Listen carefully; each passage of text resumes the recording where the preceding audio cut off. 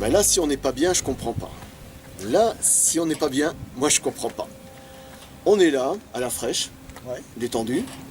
Enfin, à la fraîche, il fait franchement beau, hein, 26 degrés. 26, ouais. J'ai connu pire. Hein. J'ai quitté la Burgondie, je suis venu en terre burdigalaise, rive droite.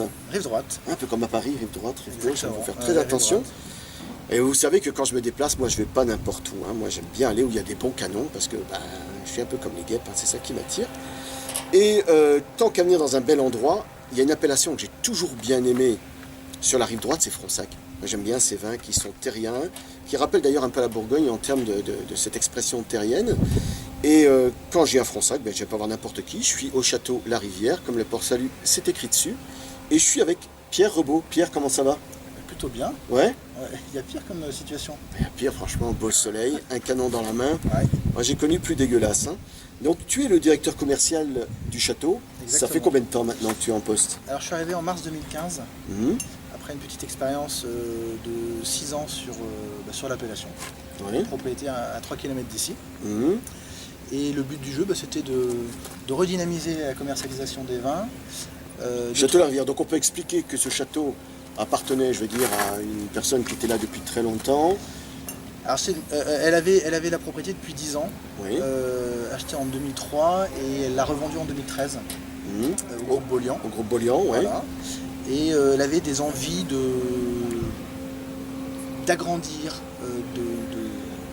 de faire en sorte que la commercialisation soit plus importante que ce qu'elle est aujourd'hui. Donc, le but du jeu, De gagner aussi en notoriété. de gagner en notoriété. Alors la notoriété, on l'avait, mais pas forcément sur toutes les zones Oui. et tous les marchés qu'on voulait. C'est ce que je voulais te dire. Exactement. C'est ce que je voulais te dire. Notamment, par exemple, pour la France, beaucoup savent qu'on est présent en grande distribution. Mhm. On avait aussi envie d'associer tout ce qui était le secteur CHR, Oui. donc de trouver quelque chose d'intelligent pour pouvoir avoir ce compromis. Mhm. D'où l'étiquette blanche que l'on voit devant là, Mhm. qui est récente puisqu'elle date de 2015, septembre 2015. Mhm. Et les gens qui connaissent Château de la Rivière depuis longtemps ont en image une étiquette dorée. Celle que je connaissais. Exactement. Cette étiquette dorée, on va la retrouver plutôt en grande distribution. Et l'étiquette blanche, on va la retrouver dans les nouveaux pays à l'export aujourd'hui et dans le secteur CHR. Donc c'est toi qui es un peu à la tête de tout ça. Mon ressenti quand on a discuté ensemble, c'est quand même que ce groupe qui s'est installé ici vous laisse carte blanche. Bon, bien sûr, ils vont vous demander des résultats, mais quelque part, ils vous laissent du coup sur la laisse. Alors oui, très simplement, c'est un groupe chinois qui est plutôt producteur de thé sur des hôtels en Chine, les relais châteaux. Et au-delà de l'amour qu'ils Un ont pour groupe la qualitatif. France, qualitatif, au-delà de l'amour qu'ils ont pour la France, et des belles pierres et du vin, mais sans forcément bien connaître, ils préfèrent laisser la partie technique et la partie commerciale et des gens qui connaissent leur métier. Et c'est exactement ce qui se passe depuis de nombreuses années ici. Donc ils nous laissent, l'équipe française, gérer le domaine. Et si ça marchait pas, par contre, il y a longtemps que tu le saurais. Sans aucun doute, et j'espère ne jamais le savoir. Ouais. En tout cas, on a visité les vignes. Il est difficile de sortir une homogénéité dans le terroir parce que c'est une propriété de 100 hectares, c'est ça? 100 65 hectares. plantés. Voilà. Et ici, il y a les bas de coteaux, milieu de coteaux, haut de coteaux. Tu m'as dit, il y a des combes qui sont boisés, avec des endroits qui sont très difficiles à travailler. Donc, il est difficile de parler d'un terroir homogène ici, parce que c'est quand même assez grand. Mais on peut quand même parler qu'on est ici sur des argiles Argilo-calcaire, exactement. calcaires. Sur le bas, par contre, on est plus sur des sols un peu limoneux. Alors sur le bas, où on produit le blanc et le rosé, on est sur du sable, de la grave et du limon, effectivement. Mais c'est une toute petite partie de la propriété, ça représente 3%. Donc finalement, c'est pas grand-chose. Mais l'intelligence que vous avez, c'est que c'est un sol qui est compact, qui a tendance à se compacter, notamment quand il pleut. Et c'est celui-là que vous travaillez au labour à cheval.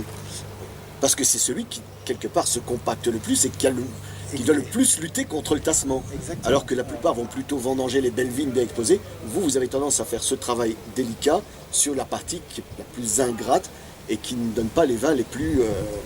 En fait, comme tu as pu le remarquer, on a des vignes qui sont enherbées, d'autres qui ne le sont pas. Oui, oui. On s'adapte en fonction des parcelles. Comme elles ne sont pas exposées de la même manière, comme elles ne sont pas dans la même situation géologique, on s'adapte. Parce que finalement, elles sont toutes différentes.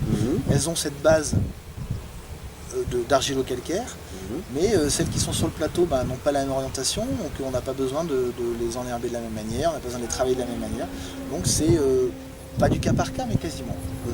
Ici, on a un cadre qui est magnifique. Vous voyez que l'arrière, il faudra venir voir l'avant parce que c'est sublime. Il y a un château, il y a des gargouilles. Enfin, le cadre est absolument magnifique. Vous développez aussi le no-tourisme. Beaucoup de visiteurs. Ouais. Combien de visiteurs par an pour l'instant? À peu près 10 000. Petite boutique sympa comme tout, C'est ça. qui en fait pas trop. Non, mais en fait, c'est une vieille boutique type château qu'on essaye de Ah, elle est jolie quand même. moderniser. Ah non, elle est mignonne.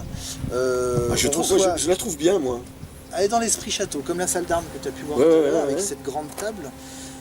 Voilà, ces 10 000 personnes qu'on reçoit l'année, on essaye de leur offrir quelque chose d'extraordinaire qu'on ne retrouve pas dans d'autres propriétés. Mhm. C'est la visite de ces caves de 8 hectares. Ah oui, quand même. effectivement, c'est impressionnant. Où Et bien on mis en stocke scène. le vin. Et voilà, on stocke le vin dedans depuis le début du XXe siècle. Et au début des années 20, le propriétaire de l'époque s'est dit ce serait bien en fait de montrer ces caves aux touristes.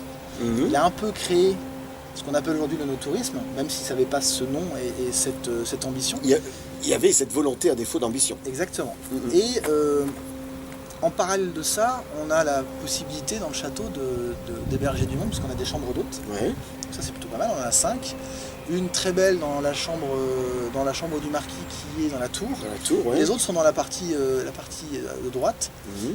style Renaissance. Ça permet aussi de recevoir les clients, notamment pour certaines Bien sûr. manifestations. Exactement. Ouais, Et donc on a aussi, depuis le début de l'année, on a mis en place un festival qui s'appelle Confluent d'art Mhm. Château de la Rivière, qui mêle la dégustation, l'art théâtral, l'art du cinéma, l'art de la rue, enfin l'art de toute sa splendeur et évidemment l'art de la vinification. Mhm. L'année prochaine, on va certainement y mettre l'art culinaire, parce que finalement c'est très lié. Et amener éventuellement des alliances un peu originales Exactement. avec les vins. Exactement. Et Type l'année la cuisine dernière, asiatique, ce genre de choses-là. alors pour l'instant, on est en train de réfléchir à ce qu'on va pouvoir. Logique, mais c'est des idées. Mais c'est des idées effectivement qui sont importantes. Mhm. Dernière, en guest star, on avait quand même le chanteur colombien Yuri Buenaventura, Ouais. qui en une soirée a triplé ou quintuplé la population de la rivière. Donc, c'était quand même juste génial. Non, mais forcément, vous avez la possibilité de vous exprimer et tout cela a quand même un but, c'est augmenter la notoriété et indirectement les Exactement. ventes. Donc vous avez un outil que vous utilisez avec intelligence. Alors, j'ai goûté les vins et on pourrait dire que effectivement c'est pas le domaine intellectuel, etc. Moi je trouve ça convaincant. Je trouve que ces vins sont directs, droits, sincères, propres. Ça parle, ça cause. Voilà. Et moi j'aime bien des vins qui de temps en temps comme ça évitent de se creuser la tête et l'impression d'être dans une émission littéraire où on se fait chier qu'on n'ose pas le dire et quelque part où on a l'impression de perdre son temps. Ici on perd pas son temps, on boit le canon. C'est bon. Et moi, ce que j'ai retenu, c'est pas original, c'est la rivière 2011. Je vais vous montrer l'étiquette blanche, parce qu'il n'y a pas longtemps qu'elle existe. Il n'y a pas longtemps qu'elle existe. Donc, c'est une étiquette qui a été développée pour le trad. Oui. Pour le Et trad, pour hein. les nouveaux marchés à l'export. Et le nouveau marché à l'export. Oui. Voilà. Et je trouve dans ce 2011 un vin de belle expression, de bel équilibre. C'est un vin qui peut être tenu, qui peut être bu maintenant si on aime le truc un peu punchy. Moi, je ne m'attendais pas franchement à une aussi belle bouteille pour 2011. Je pensais quelque chose de beaucoup plus serré, de plus retenu. Et en fait, il y a déjà une belle expression là-dedans. 2011, ça donne quoi Alors moi, 2011, j'aime bien le comparer au millésime 2001, qu'on n'a pas forcément mis en avant à l'époque, parce que 2000 prenait beaucoup de place. Ouais. Et finalement, je trouve qu'il y a de l'élégance dans ce millésime. Mhm. Et je retrouve ça dans 2011. Et tu as encore du potentiel. Et il y a encore beaucoup de potentiel. Alors, ce qui est bien, nous, c'est qu'on conserve les vins dans les caves dès la mise en bouteille. Mhm.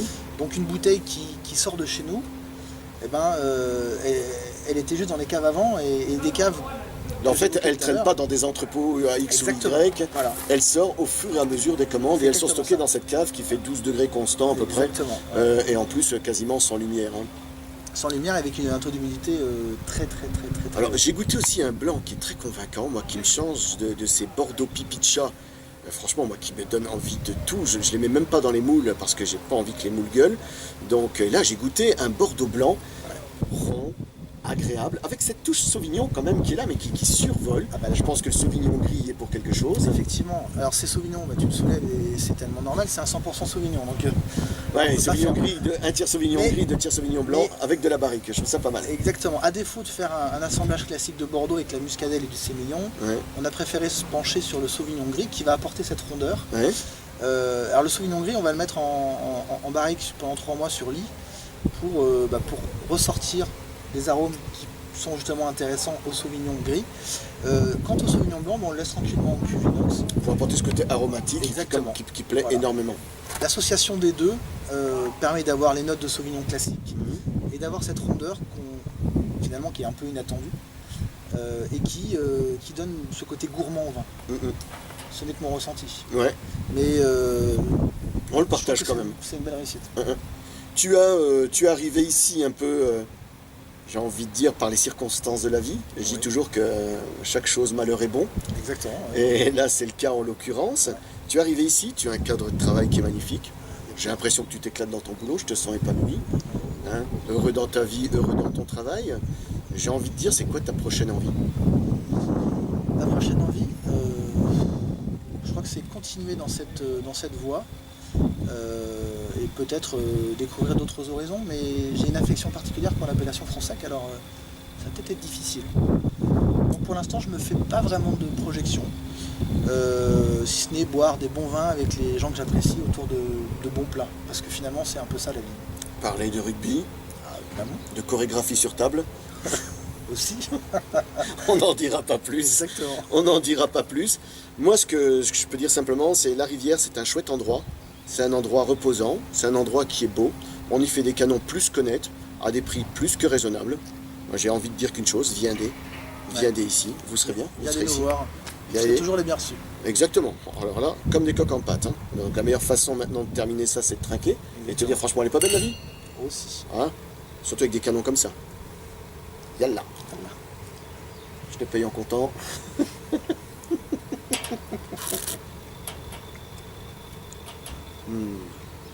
Et c'est fin bon. Hein. Ouais. On resterait des heures comme ça. Mais c'est bien ça le problème. C'est ça.